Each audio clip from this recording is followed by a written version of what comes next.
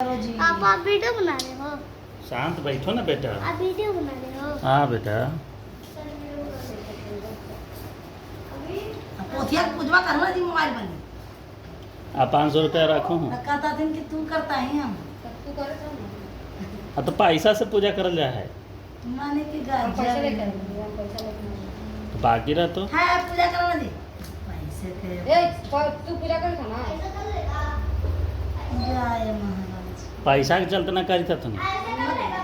पोथी के हम पूजा कैले हम ई कथवा ना सुन सकते हैं। ए लड़का नीचे उतरो। हम लोग तो पूजा करते हैं। अरे पूजा करे के झमेला में पैसा लगे कि ना जी। पैसा पंडित जी फ्री में करा दो। फिर पंडित जी काम करत हैं। पंडित जी फ्री में करता तो हम अपने से करे लो तू दे। हैं? अच्छा थान चित दिया। हम देवा लेवल के ना तो कुछ दे। हमने से ज्यादा हम ढको से लाई ना जानी लेकिन जे असलियत जे सब करे। देखिए तो भगवान जी के रथे हम ढको से लाई कम देखा। हमारे मौसी छोटी मौसी का नाम के ढको से लाई ना हम करे लेकिन असलियत जरा सब करे। ये कहाँ हो गलो रे? पर पूजा निकाल गलो बेचबे पता नहीं चली तो। पंडित जी के पोथिए निकाल लेकर क्या करेगा। अरे पेजवा नंबर देखो जी। आप लोग देखिएगा दोस्तों गौर पूजा हो रहा है। अरे दोस्तों देखता थी कुछ जी। गौर पूजा ना करता थी बिना देखला ही हमारा वीडियो चल जाता है। काहेला? गौर पूजा हो रहा है तो वीडियो ना करता थी। चलिए वट सावित्री कथा चालू कर रहे हैं। करिए। देवी पार्वती जी ने कहा, हे देवताओं के देवता जगत के पति शंकर भगवान, प्रभास क्षेत्र में स्थित ब्रह्मा जी की प्रिया को सावित्री देवी उनका चरित्र आप मुझसे कहिए। तो जिसमें उनके व्रत का महत्वन हो और उनके संबंध का इतिहास हो, जो स्त्रियों के पति व्रत को देने वाले और सौभाग्यदायक महान उदय को करने वाले हों। तब शंकर भगवान ने कहा, हे महादेवी, प्रभास क्षेत्र में स्थित सावित्री के असाधारण चरित्र को मैं तुमसे कहता हूँ। हे महेश्वरी, सावित्री स्थल नामक स्थान में राज्य कन्या सावित्री ने जिस प्रकार से उत्तम वट सावित्री व्रत का पालन किया, मद्र देश के एक धर्मात्मा सभी प्राणियों के हित में तत्पर रहने वाले, राजधानी तथा राज्य में रहने वाले प्राणियों के प्रिय अश्वपति नामक राजा था, जो क्षमाशील, संतान रहित, सत्यवादी एवं इंद्रियों को बस में रखने वाला। एक समय वह राजा प्रभास क्षेत्र की यात्रा के निमित्त वहां पर आया। गाना नहीं डालिएगा, कॉपीराइट आ जाएगा इस पर, वीडियो बना रहे और वीडियो बनाएगा। हाँ वही कह रहे हैं। और विधि पूर्वक यात्रा करता हुआ सावित्री के स्थल पर पहुंचा और वहां पर उस राजा ने अपनी रानी के साथ इस व्रत को किया। तो सावित्री के नाम से प्रसिद्ध सभी प्रकार की कामनाओं को पूर्ण करने वाला है। भूवस्व इस मंत्र की भूवस्व भूलोक सर्वलोक मंत्र की साक्षात मूर्ति बन करके स्थित श्री ब्रह्मा जी की प्रिया सावित्री देवी उस राजा पर प्रसन्न हुई। कमंडलू को धारण करने वाले यह सावित्री देवी दर्शन देने के बाद पुण्य अदृश्य हो गई और बहुत दिनों के बाद उसी राजा के यहाँ देवी के समान रूप वाली कन्या के रूप में उत्पन्न हुई। सावित्री की प्रसन्नता से प्राप्त सावित्री की पूजा करने के बाद हुई अंत राजा ने ब्राह्मणों की आज्ञा से अपनी उस कन्या का नाम भी सावित्री रखा। वह राज्य कन्या सावित्री साक्षात शरीर धारण की हुई लक्ष्मी के समान सुशोभित होती हुई बढ़ने लगी और धीरे धीरे सुकुमार अंगों व यौवन अवस्था को प्राप्त हुई, जिसके मध्य भाग सुंदर नितंब भाग विस्तृत थे और जो सुवर्ण की प्रतिमा के समान दिखाई पड़ती थी। लोग उसे देखकर यही समझते थे कि यह कोई देव कन्या है। कमल के समान विशाल नेत्रों वाली और तेज से अग्नि के समान प्रज्वलित होती हुई वह सावित्री महर्षि भृगु द्वारा कहे हुए सावित्री व्रत को करने लगी। जिसके आरंभ में सुंदर वर्ण वाली उसे प्रवास करके इस शीर से स्नान की हुई सावित्री ने देवता की प्रतिमा के पास जा करके अग्नि में हवन करके ब्राह्मणों से स्वस्तिवाचन कराया।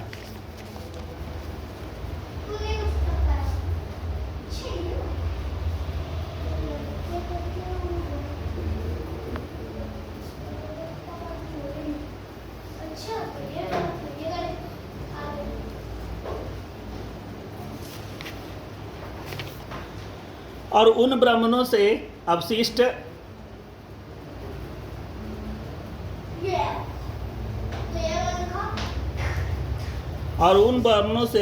पुष्पांजलि ग्रहण करके सखियों से घिरी हुई लक्ष्मी देवी के समान सुंदर रूप से सुशोभित हुई बरारोह वह राज्य कन्या समीप में जाकर के पिता के चरणों में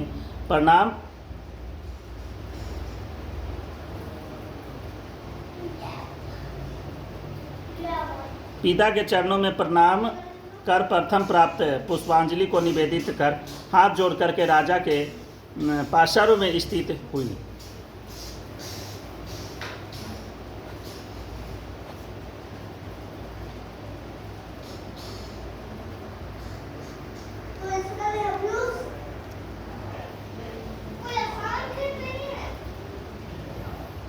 युवावस्था को प्राप्त हुई देख राजा ने उनके विषय में मंत्रियों से सलाह लेकर के राजकन्या से कहने लगा, हे पुत्री, तुम्हें योग वर देने का समय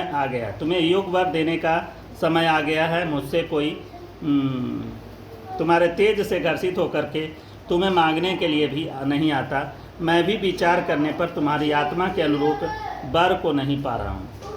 अतः हे पुत्री, देवताओं के निकट में जिस तरह इंद्रिय न हों वैसा तुम करो। मैंने धर्मशास्त्रों में पढ़ा और सुना भी, यदि पिता के गृह में रहती हुई विवाह के पहले ही जो कन्या रजोधर्म युक्त हो जाती है वह शूद्रा के समान समझी जाती है और उसके पिता को ब्रह्म हत्या के समान पाप लगता है। ए लड़का, चल बैठो इधर। इसलिए हे पुत्री, मैं तुमको भेज रहा हूँ, तुम स्वयं अपने योग्य वर ढूंढ लो।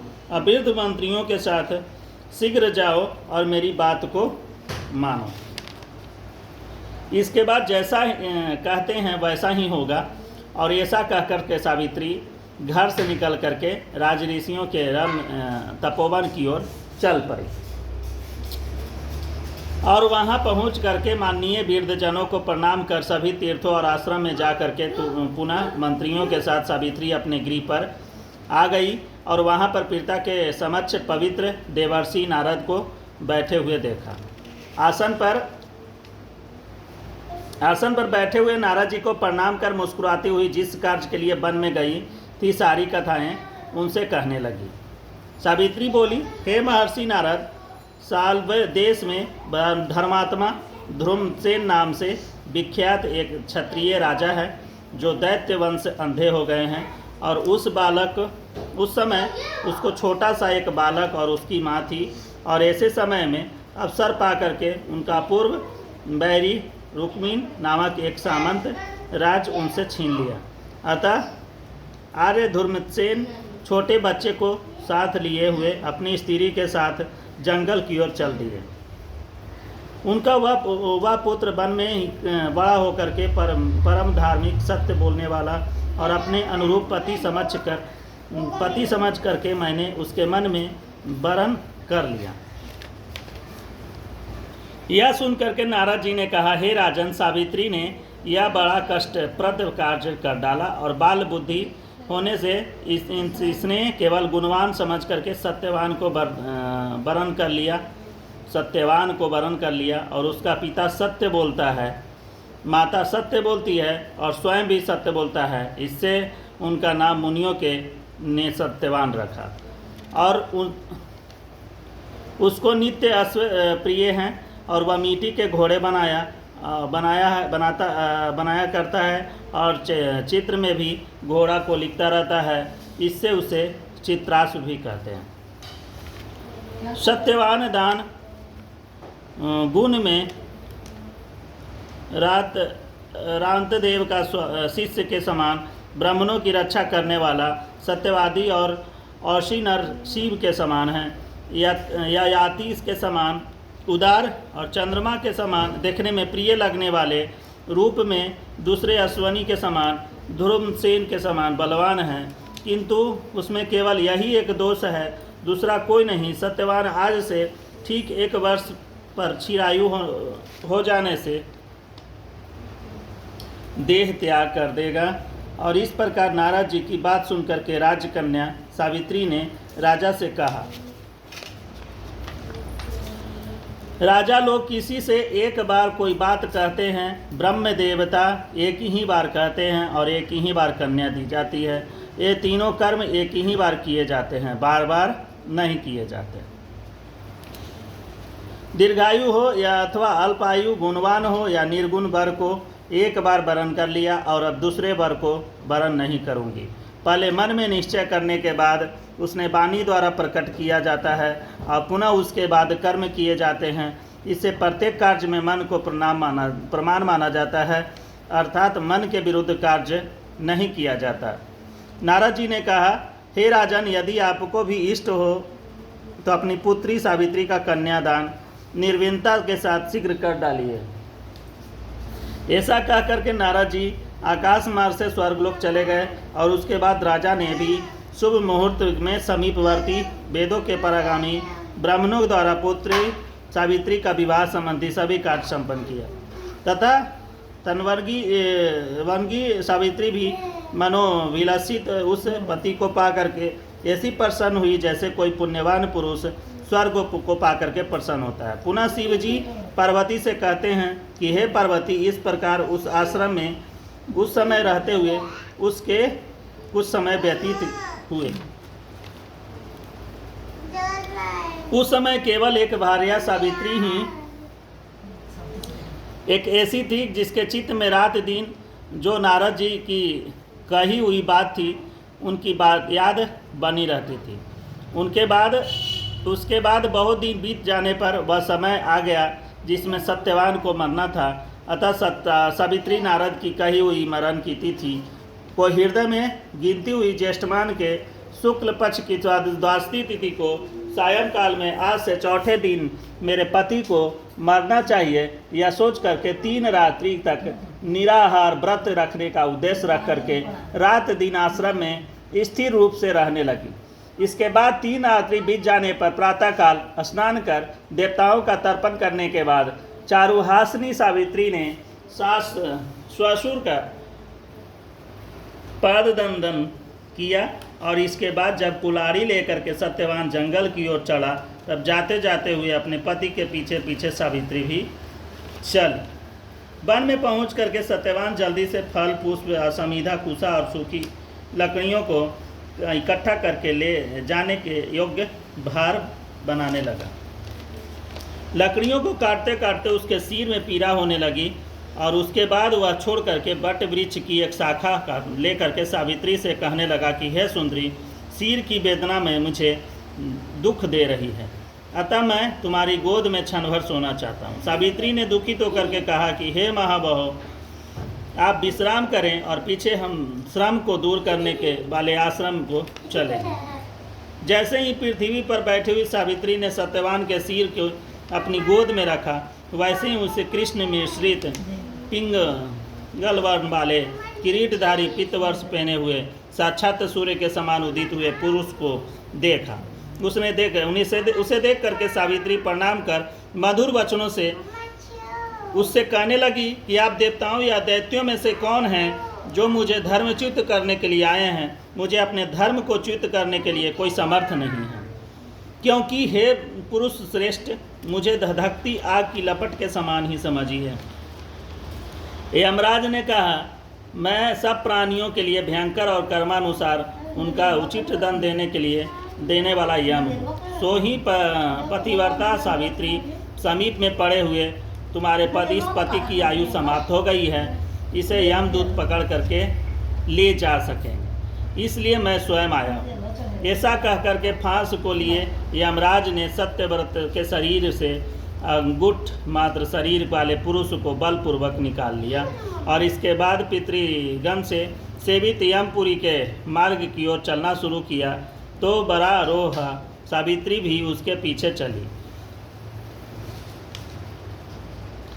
यम ने पवित्रता होने के नाते चलने में न थकती हुई उससे कहा, ये सावित्री, एक मुहूर्त हुआ तुम यहाँ तक मेरे साथ आ गई, अब लौट जा।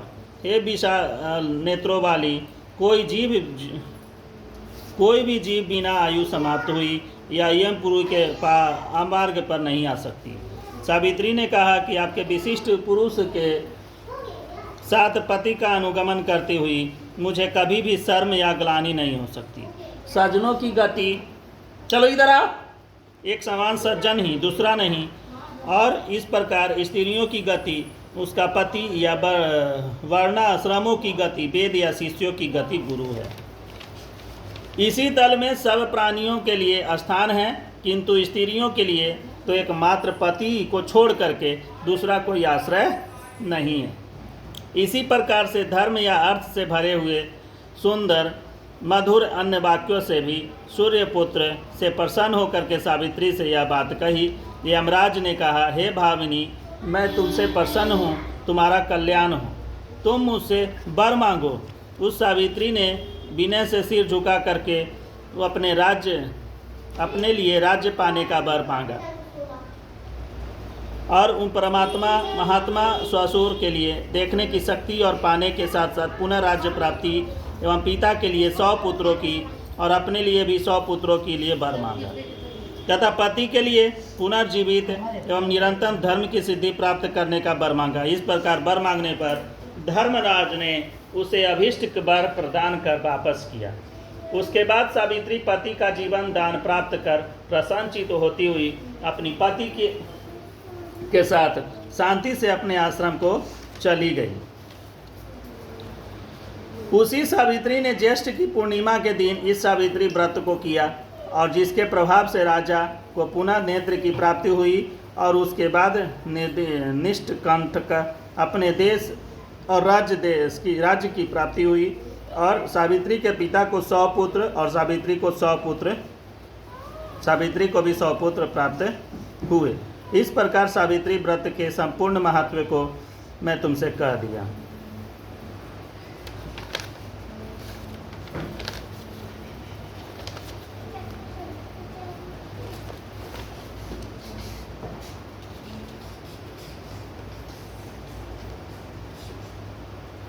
देवी ने कहा, हे देवी, सावित्री के द्वारा किया गया वह महान व्रत किस प्रकार का है? ज्येष्ठ मास में उनका विधान कैसे किया जाता है?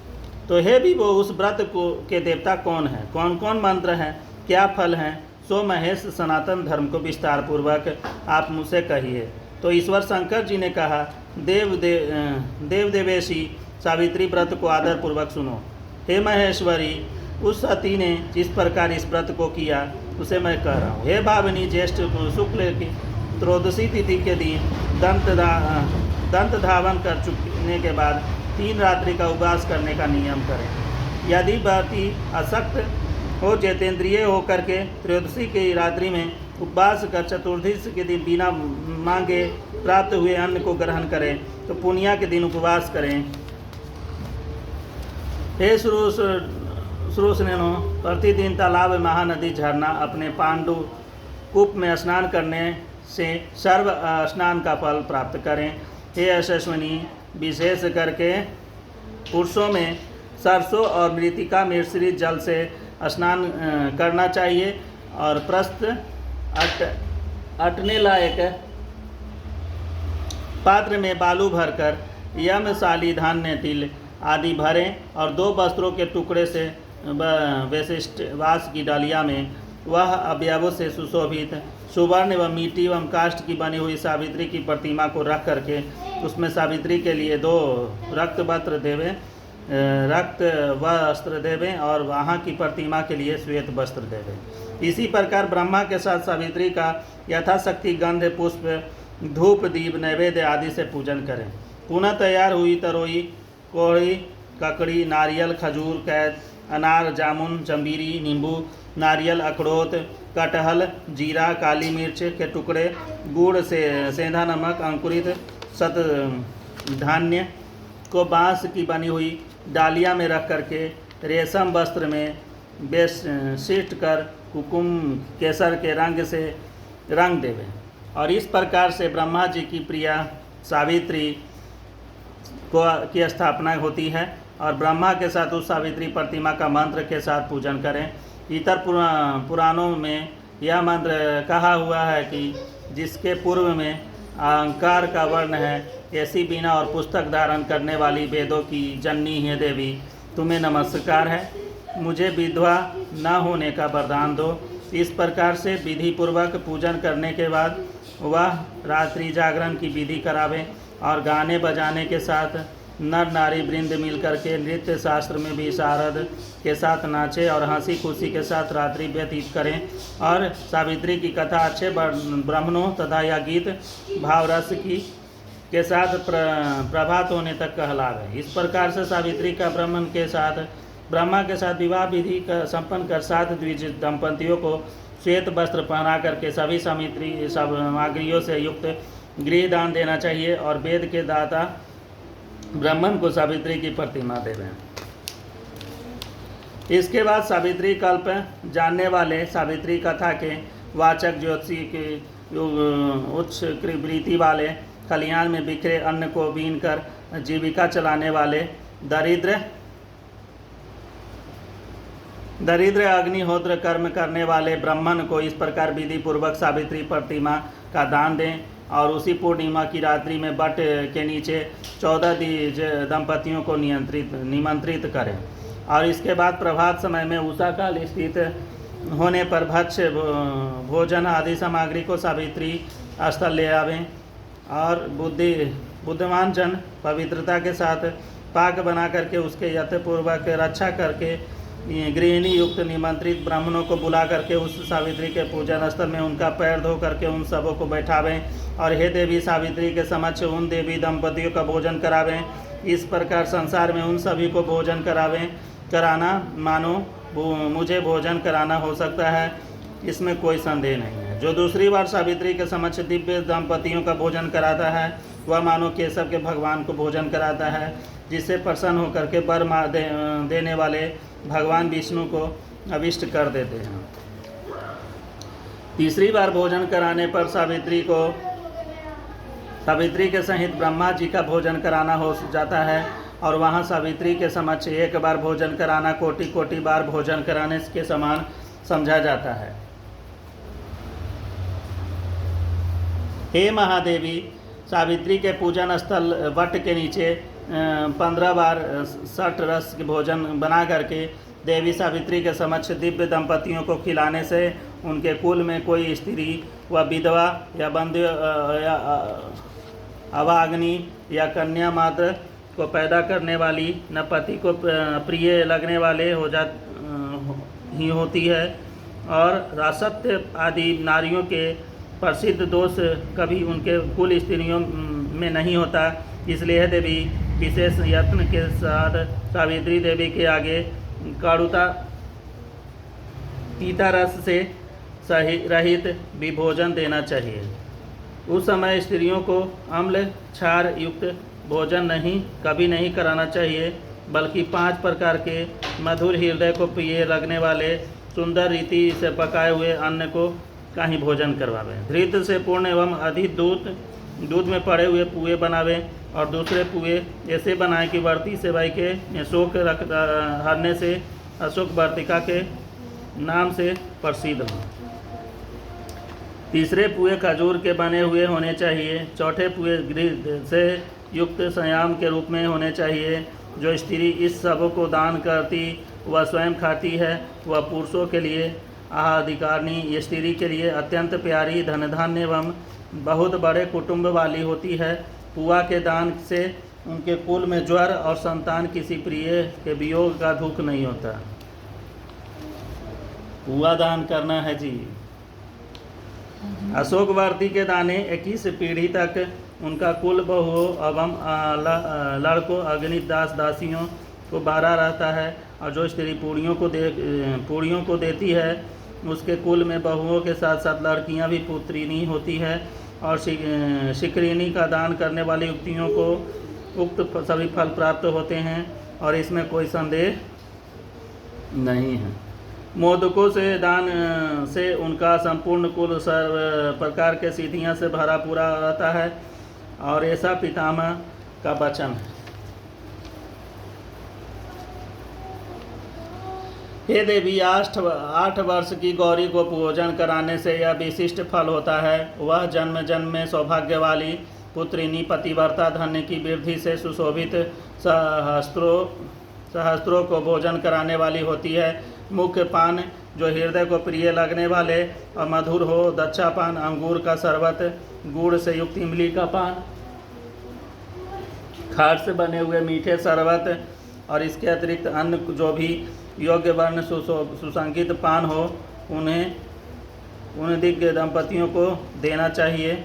विधि पूर्वक पूजन करने के उस दिग्गज दंपतियों को वस्त्रादि पहना करके कुसुम आदि सुगंधित वस्तु का लेप शरीर में लगा करके फूल माला से अलंकृत कर गंध धूप से पूजन करने के अंत में नारियल देना चाहिए और वो उन दिग्गज दंपतियों को आँखों के अंजन मस्तक से सिंदूर लगा करके मनोहर सुशोभित कोमल सुपारियों के पात्र में रख करके उनके हाथ में देने के बाद प्रणाम कर उनका विसर्जन कर दें और अंत में इस गिरत से निवृत्त होकर के बंधु एवं बालकों के साथ स्वयं भोजन करें। यदि पूजन स्थल में भोजन न कर सकें तो घर जाकर के भोजन करना चाहिए, जिससे देवी प्रसन्न हो। इसी प्रकार से अपने घर आकर के पिंडदान पूर्वक पितरों को सब विधि साध करना चाहिए और ऐसा करने से उनके पितृगण ब्रह्मा के एक दिन 4 अरब 32 करोड़ वर्ष तक संतुष्ट बने रहते हैं। तीर्थ से 8 गुना पुण्य अपने घर में दान देने से होता है, क्योंकि दी जातियों द्वारा किए गए श्राद्ध को नीच जन नहीं देख पाते। अंत एकांत गृह में गुप्त रूप से पितरों का श्राद्ध करना उचित होता है और नीच के देखने मात्र से श्राद्ध हत हो जाने से पितरों को नहीं प्राप्त हो पाता। इसलिए जहाँ तक हो प्रयत्न पूर्वक श्राद्ध को गुप्त रूप से करना चाहिए, क्योंकि पितरों को तृप्ति देने वाले ऐसे ही श्राद्ध को ब्रह्मा जी ने स्वयं बताया। पूर्वोक्त गौरी का भोजन कराना आदि जो क्रियाएं वे उत्सर्ग कहलाती है और मनुष्यों की कीर्ति प्रदान करने वाली होने से राशि कही जाती है। अपना हित चाहने वाले व्यक्तियों को कहे हुए यह दान सदा देने चाहिए। यदि सात्विक फल की चाह हो तो साध में विशेष रूप से इस प्रकार के दान देने चाहिए, जैसा कि ऊपर कह आए हैं। हे देवी, सावित्री व्रत का उद्यापन सभी प्रकार के पापों से छुटकारा पाने के लिए मनुष्यों को अवश्य करना चाहिए और इसके करने से इच्छा अनिच्छा से किए हुए सभी पापों का तत्व नष्ट हो जाता है। जो लोग इस प्रकार के वट सावित्री की यात्रा करते हैं उनको इस लोक में सौभाग्य, धन्य एवं धान्य सुंदर स्त्री विधि रूप प्राप्त होती है। इस यात्रा विधान को कोई मनुष्य भक्ति पूर्वक करता है, वह वट सावित्री व्रत को सुनता है या पापों से छुटकारा पा पाता है। हे देवी, जो पुरुष ज्येष्ठ की पूर्णिमा के दिन विधि पूर्वक सावित्री के पूजन स्थल की 108, 54 एवं 17 प्रतिदक्षिणा यत्नपूर्वक करते हैं तो उनके द्वारा अज्ञान पूर्वक किए गए अग्निरस स्थिति के साथ गमन पाप एवं अन्य भी किए हुए पाप नष्ट हो जाते हैं। इसमें कोई संदेह नहीं है। उक्त सावित्री के स्थल के नीचे जा करके संध्या बदन किया करते हैं और अपनी पत्नी के हाथ से लाए हुए पांडुकूप के जल से सुवर्ण की झारी या मिट्टी की झारी से भावनी जल ले करके संध्या रोपण करते हैं। उनके पास 12 वर्ष तक संध्या उपासना की हुई मानी जाती है। 12 वर्ष तक पाप कूप में स्नान करने से अश्वमेध का फल हो जाता है। दान देने से 10 गुना फल और उपवास करने से सुनने से अनंत फल मिलता है। हो गया।